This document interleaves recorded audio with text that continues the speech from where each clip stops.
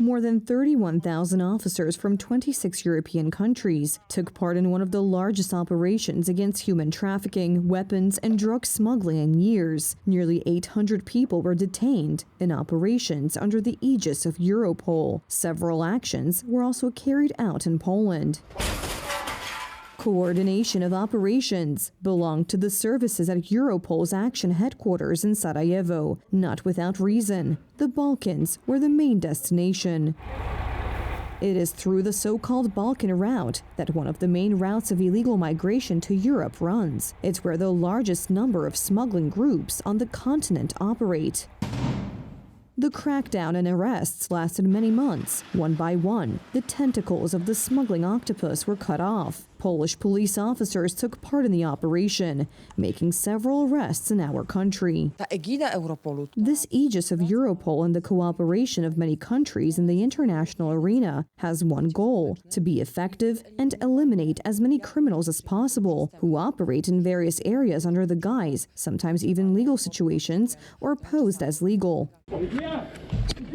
In total, nearly 800 people were detained across Europe. Nearly 500,000 weapons, drugs, millions of euros and dollars from crimes have been secured. The problem is that in the wake of such actions, more groups are springing up like mushrooms after rain. Meanwhile, the geopolitical situation only fuels their actions.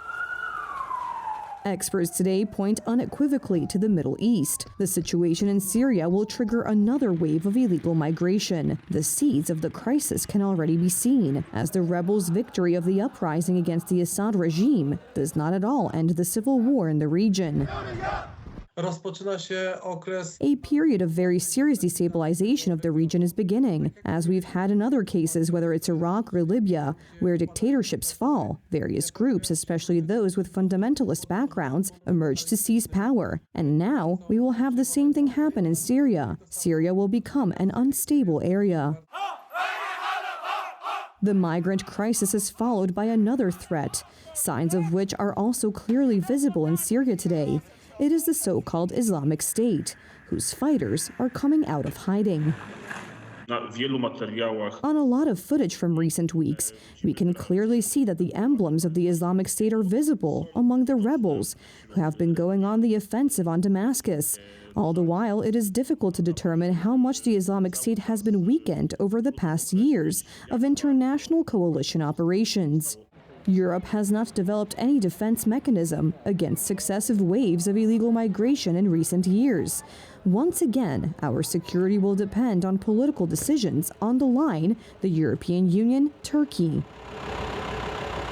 The president of Turkey, Erdogan, has realized for some time now that he is the one who can deal the cards in the Middle East. The war in Ukraine and his relationship with Putin has further cemented this, and now he will do everything he can to take advantage of this situation in Syria, to collect huge funds from the European Union, from Europe, and to stop those migrants who will want to flee Syria.